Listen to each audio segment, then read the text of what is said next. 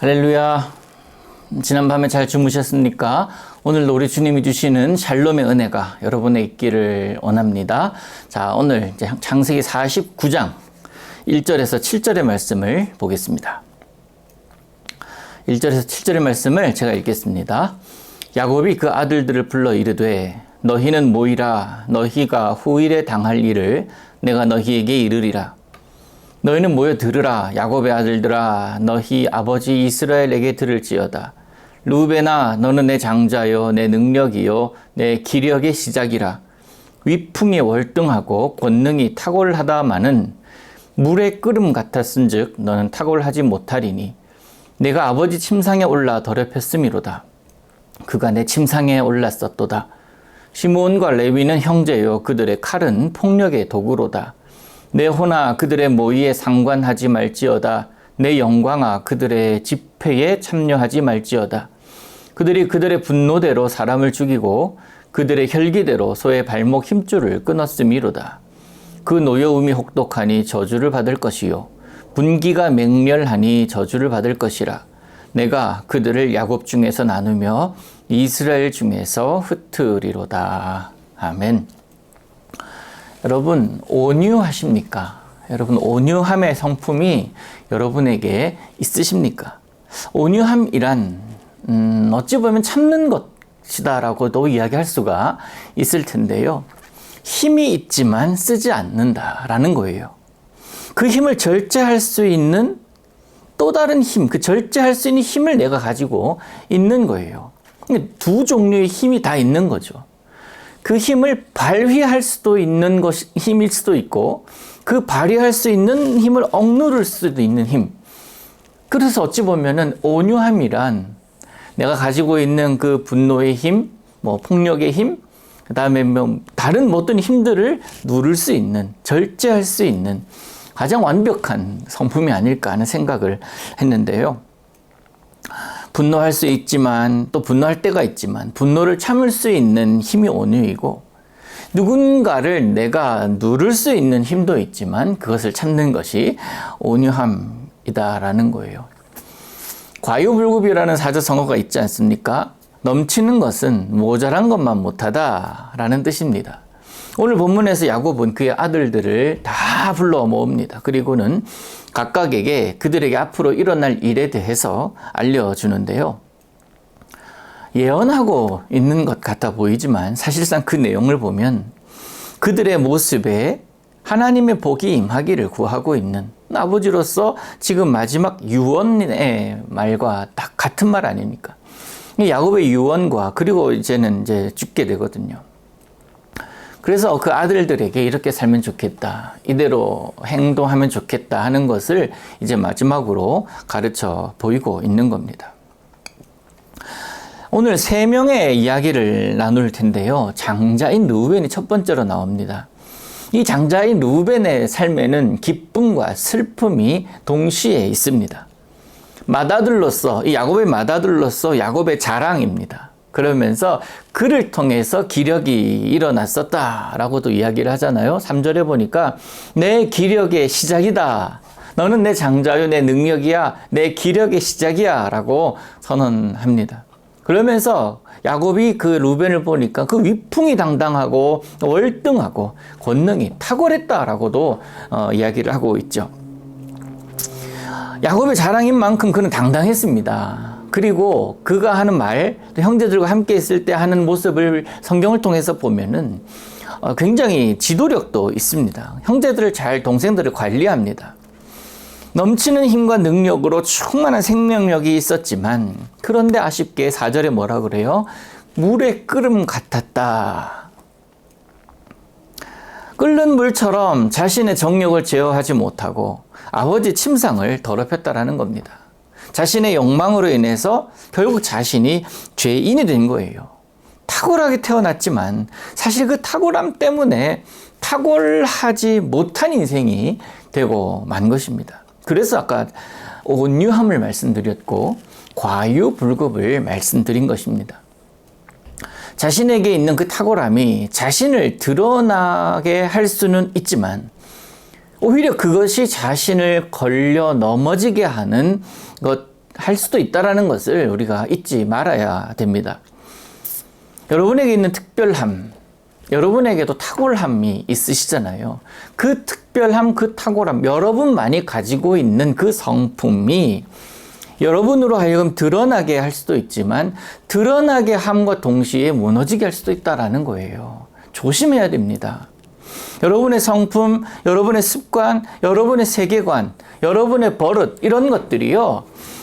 여러분을 힘들게 할 수도 있다라는 이야기예요. 그러지 않기를 바라는 마음입니다. 그래서 그리스도인들이 명심해야 될 것이 바로 온유함이다라는 거예요. 나도 할 수 있어. 나도 소리 지를 수 있어. 나도 누군가를 때릴 수 있어. 나도 누군가 미워할 수 있고 누군가에게 해코지할 수 있어. 그러나 못해서 안 하는 게 아니라 내가 안 한다라는 거예요. 그래서 제가 늘 말씀드리는 강조하는 것들이 있잖아요.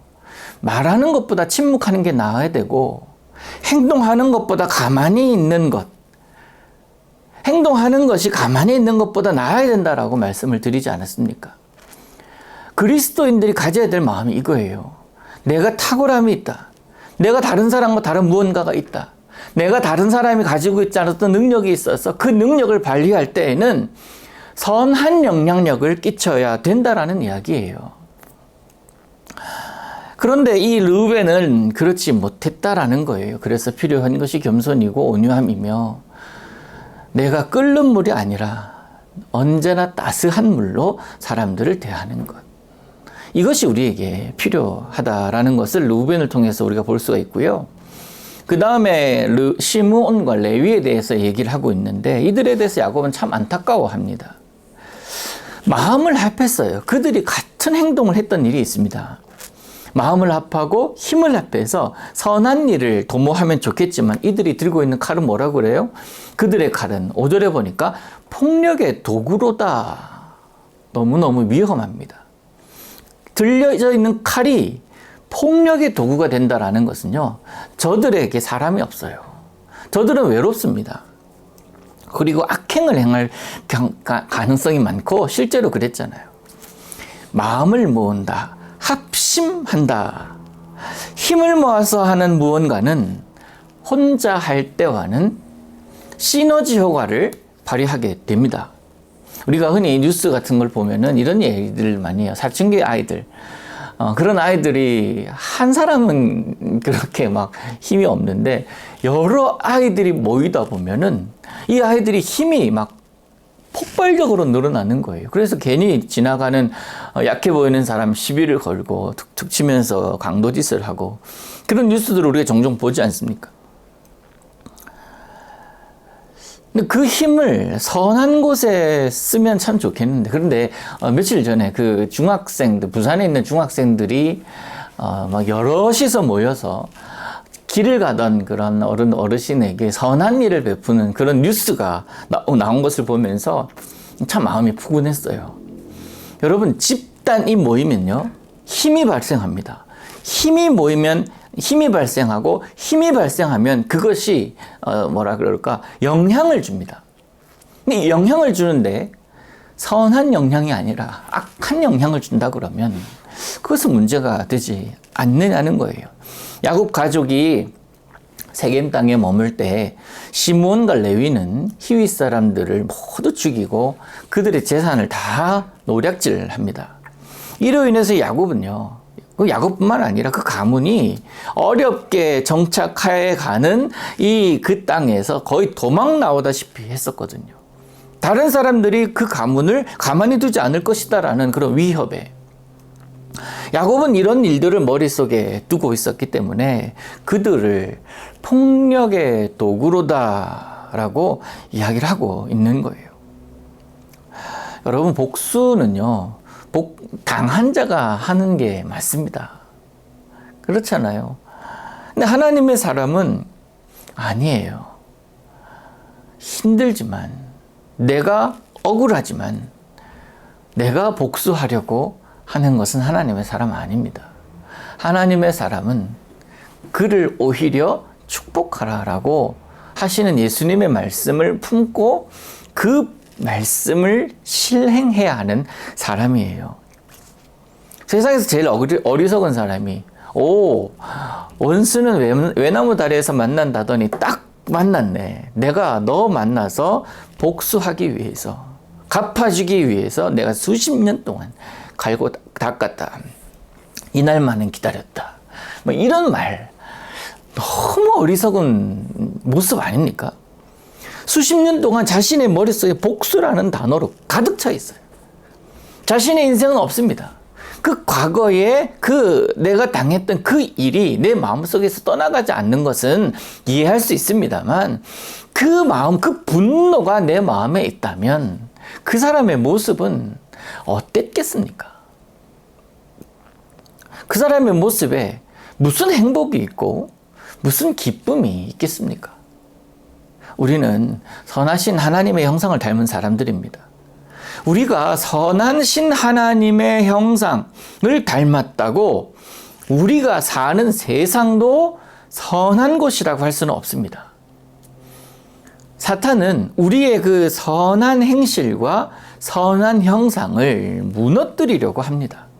그래서 늘 깨어 있어야 되고, 그래서 늘 사단의 괴력에 속지 말아야 되는 거예요.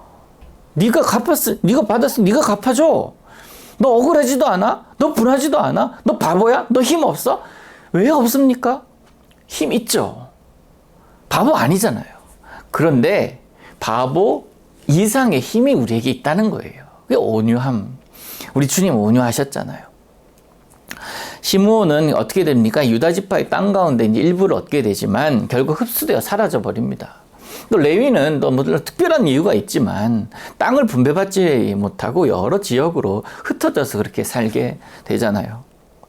여러분, 나도 모르게 불쑥불쑥 나타나 삐져나오는 내 속에 잠재되어 있는 분노, 그리고 내가 살아가고 있는 이 신세에 대한 원망, 한탄, 이런 것들, 교만과 미움의 마음, 대림절 기간은 우리가 살아가면서 겸손의 왕으로 오신 예수님, 온유함의 대명사로 오신 예수님, 그 예수님의 성품으로 잠재우시기를 주님 이름으로 축복합니다. 여러분, 난폭함과 분노는 하나님의 성품을 드러낼 수가 없습니다. 여러분의 마음에 어떤 단어가 있습니까?